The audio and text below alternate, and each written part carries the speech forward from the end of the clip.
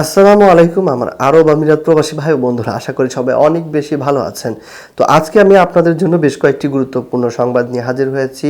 তো আসুন জেনে নিই সংবাদের শিরোনামগুলো কি কি থাকছে। তো প্রথমে যেটি আছে সেটি হচ্ছে আমিরাতের ওয়ার্ক পারমিট নিয়ে নতুন নির্দেশনা জারি। অপরদিকে যাত্রীর ইমিগ্রেশন শেষ হতেই লাগেজ দিতে চান প্রতিমন্ত্রী মিল্লাত। এরপর থাকছে প্রবাসী কল্যাণ মন্ত্রী সিলেটের আরিফুল হক চৌধুরী।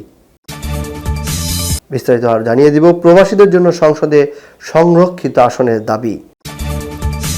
সবশেষ থাকছে প্রবাসী কর্মীদের অভিবাসন ব্যয় কমানোর অঙ্গীকার নূরের। তো প্রিয় প্রবাসী ভাই ও বন্ধুরা, এতক্ষণ শুনছিলেন সংবাদের শিরোনাম। তো এবার আসুন জেনে নেই সংবাদের বিস্তারিত। আমিরাতের ওয়ার্ক পারমিট নিয়ে নতুন নির্দেশনা জারি। সংযুক্ত আরব আমিরাতে কোনো ব্যক্তির বৈধভাবে কাজ করার জন্য দেশটির মন্ত্রণালয়ের অফিসিয়াল ওয়ার্ক পারমিট অপরিহার্য। ইউএই মানব সম্পদ ও এমিরেটাইজেশন মন্ত্রণালয় পুনরায় এটি স্মরণ করিয়ে দিয়েছে। গতকাল গালফ নিউজের এক প্রতিবেদনে এই তথ্য জানানো হয়। ইউএই বর্তমানে 12টি ভিন্ন ধরনের ওয়ার্ক পারমিট স্বীকৃতি দিয়েছে, যা বিভিন্ন কর্মসংস্থানের ব্যবস্থা ও শ্রমিকের অবস্থানের সঙ্গে সামঞ্জস্যপূর্ণ। এর মধ্যে রয়েছে বিদেশ থেকে শ্রমিক নিয়োগের পারমিট। সবচেয়ে বেশি ব্যবহৃত এই পারমিটের মাধ্যমে প্রতিষ্ঠানগুলো অনুমোদিত শর্ত ও প্রয়োজনীয়তা পূরণ সাপেক্ষে বিদেশ থেকে কর্মী নিয়োগ করতে পারে। ট্রান্সফার ওয়ার্ক পারমিট দেশের অভ্যন্তরে ইতিমধ্যে অবস্থানরত অনাগরিক শ্রমিকের পূর্বের কর্মসংস্থান শেষ হওয়ার পর নতুন কোম্পানিতে যোগদানের সুযোগ দেয়। এটি শ্রমিকের গতিশীলতা বজায় রেখে নিয়ন্ত্রণ নিশ্চিত করে। পারিবারিক স্পন্সরশিপের অধীনে বসবাসকারীদের পারমিট। ডিপেন্ডেন্ট হিসাদারি বাসিন্দারা নির্দিষ্ট শর্ত পূরণ করে মন্ত্রণালয়ের অনুমোদন সাপেক্ষে কর্মক্ষেত্রে যোগ দিতে পারেন। টেম্পোরারি ও মিশন ওয়ার্ক পারমিট স্বল্পমেয়াদী প্রয়োজনের জন্য দেশের অভ্যন্তরে অবস্থানরত শ্রমিককে নির্দিষ্ট সময়ের জন্য নিয়োগের সুযোগ দেয়। বিদেশ থেকে আনা শ্রমিকদের নির্দিষ্ট প্রকল্প বা কাজের জন্য মিশন পারমিট প্রযোজ্য। পার্ট টাইম ওয়ার্ক পারমিট কম ঘন্টায় কাজের সুযোগ দেয় এবং মন্ত্রণালয় অনুমোদন সাপেক্ষে একাধিক নিয়োগকর্তার অধীনে কাজ করার স্বাধীনতা প্রদান করে। জুভেনাইল ওয়ার্ক পারমিট 15 থেকে 18 বছর বয়সী যুবকদের নিরাপত্তা, স্বাস্থ্য ও শিক্ষাগত দায়িত্ব রক্ষায় কঠোর শর্ত সাপেক্ষে নিয়োগের অনুমতি দেয়। মন্ত্রণালয় জোর দিয়ে বলেছে, এই পারমিট ব্যবস্থা শ্রমিক ও নিয়োগকর্তা উভয়ের স্বার্থ রক্ষা করে শ্রম বাজারকে আরও নিয়ন্ত্রিত ও স্বচ্ছ করে তোলে। কোনো ব্যক্তি বা প্রতিষ্ঠান যদি বৈধ পারমিট ছাড়া কাজ করে বা করায়, তাহলে শ্রম আইন অনুসারে কঠোর ব্যবস্থা নেওয়া হবে। ইউএই সরকার শ্রমিকদের অধিকার সুরক্ষা ও বৈধ কর্মসংস্থান নিশ্চিত করতে এই নিয়মকানুন কঠোরভাবে প্রয়োগ করে চলেছে। আর এদিকে এবার যাত্রীর ইমিগ্রেশন শেষ হতে লাগেজ দিতে চান প্রতিমন্ত্রী মিল্লাত। বিমানবন্দরে ইমিগ্রেশন কার্যক্রম সম্পন্ন হওয়ার সঙ্গে সঙ্গে যাত্রী যাতে তার লাগেজ পেয়ে যান তার জন্য প্রয়োজনীয় পদক্ষেপ নেওয়ার কথা বলেছেন বেসামরিক বিমান প্রতিমন্ত্রী এম রশিদুজ্জামান মিল্লাত। তিনি বলেছেন, ইতিমধ্যে আমরা চেয়ারম্যান সাহেবের সঙ্গে কথা বলেছি এবং একটি পরিকল্পনা তৈরি করেছি। বিশেষ করে প্রবাসীরা আসলে যাতে লাগেজের জন্য 1-2 ঘন্টা অপেক্ষা করতে না হয় এবং কোনো দুর্নীতির শিকার না হতে হয়, সেটি আমাদের লক্ষ্য। আমাদের পরিকল্পনা হলো একজন যাত্রী ইমিগ্রেশন শেষ করতে করতে যাতে তার লাগেজ বেল্টে পেয়ে যান। সিভিল এভিয়েশনের সঙ্গে বসে আমরা এমন এক পরিবর্তন আনব যাতে মানুষ একটি নতুন ভাইব পায়। বিএনপি সরকারের প্রথম দিন গেল বুধবার সচিবালয়ে সাংবাদিকদের তিনি এই কথা বলেন। জামালপুর 1 আসনের এমপি মিল্লাত বলেন, আমরা তো পরিকল্পনা শুরু করেছি, শুধু টিকেটিং নয়, আমাদের সঙ্গে সিভিল এভিয়েশনের চেয়ারম্যান এবং সচিব সাহেবও আছেন। আমরা বিমানবন্দরকে এমনভাবে ঢেলে সাজাতে চাই যাতে শুধু টিকেটিং নয়, সিন্ডিকেট তো রয়েছেই, লাগেজ হ্যান্ডেলিং থেকে শুরু করে প্রবাসী যাত্রীরা এসে যে ভোগান্তিতে পড়েন তা নিয়ে আমরা কাজ করছি। টিকেট সিন্ডিকেট ভেঙে দেওয়ার প্রতিশ্রুতি দিয়ে তিনি বলেন, আমি অনেক ক্ষেত্রে শুনেছি যে বিমান খালি যাচ্ছে কিন্তু মানুষ টিকিট পাচ্ছে না, এগুলোর পিছনেও সিন্ডিকেট রয়েছে। আমরা কেবল দায়িত্ব গ্রহণ করলাম, তবে সমস্যাগুলো সম্পর্কে আমরা অবগত এবং এগুলো নিরসনে পরিকল্পনা তৈরি করেছি।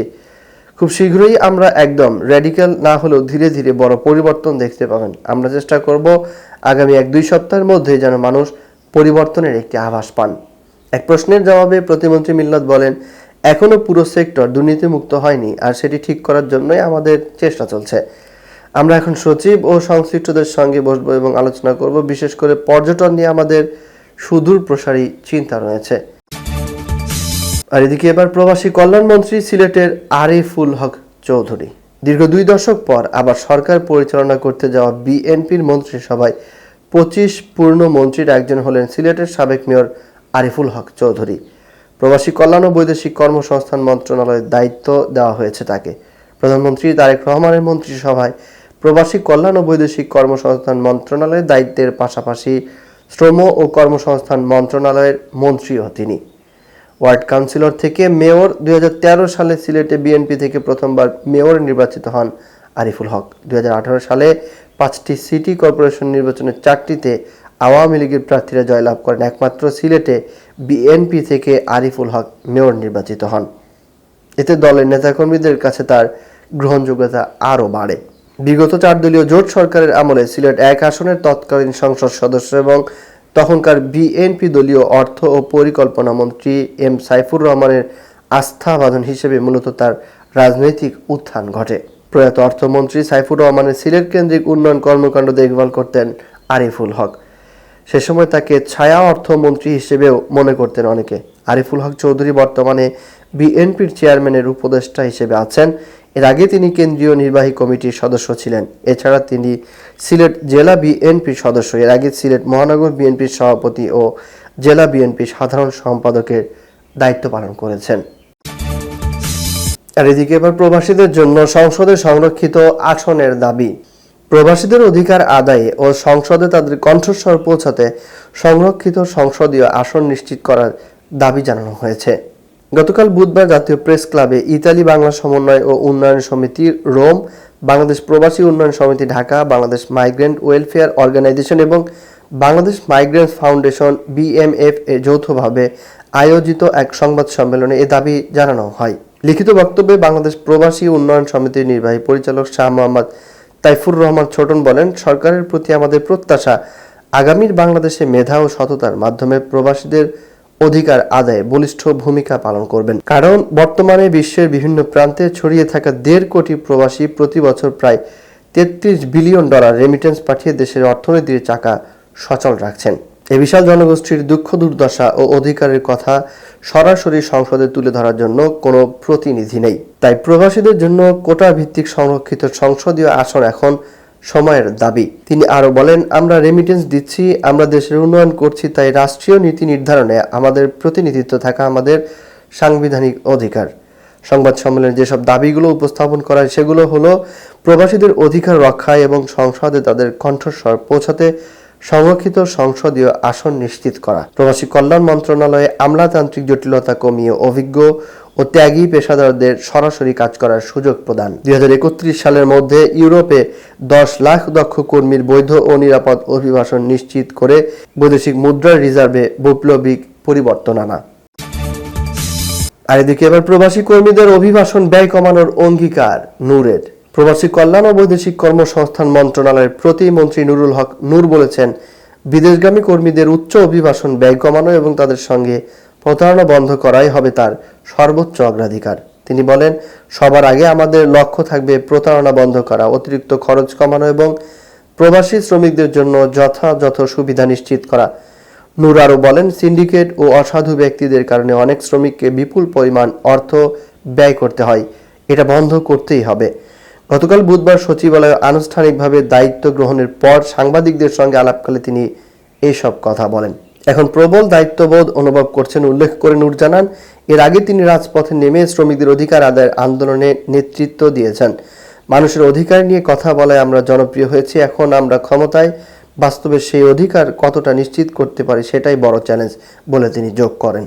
নিজের 2 মন্ত্রণালয় প্রবাসী কল্যাণ ও বৈদেশিক কর্মসংস্থান এবং শ্রম ও কর্মসংস্থানের কথা উল্লেখ করে নূর বলেন, উভয় জটিল খাত এবং সামনে অনেক কাজ রয়েছে। ঈদের সময় বেতন বিলম্ব, দূতাবাসগুলোতে শ্রম কল্যাণ কর্মকর্তার সংকট, বিদেশে কর্মীদের নানা ভোগান্তি এবং উচ্চ অভিবাসন ব্যয়ের মতো দীর্ঘদিনের সমস্যাগুলোর কথা তুলে ধরেন তিনি। আমাদের অর্থনীতি প্রবাসী আয় বা রেমিটেন্সের উপর অনেকটাই নির্ভরশীল, তাই প্রবাসী কর্মীদের সুরক্ষা ও তাদের প্রাপ্য অধিকার নিশ্চিত করা শুধু দায়িত্ব নয়, বাংলাদেশের জন্য অপরিহার্য বলেও তিনি উল্লেখ করেন।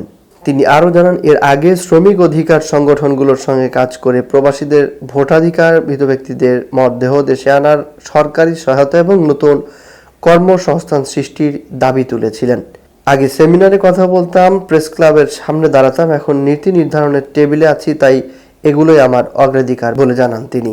নতুন দায়িত্বে খাপ খাওয়াতে কিছুটা সময় দেওয়ার আহ্বান জানিয়ে নূর বলেন, আমরা মাত্র আনুষ্ঠানিকভাবে কাজ শুরু করেছি, সবকিছু বুঝে নিতে কিছু সময় দিন, আমাদের সঙ্গে থাকুন, সহযোগিতা করুন, দোয়া করবেন।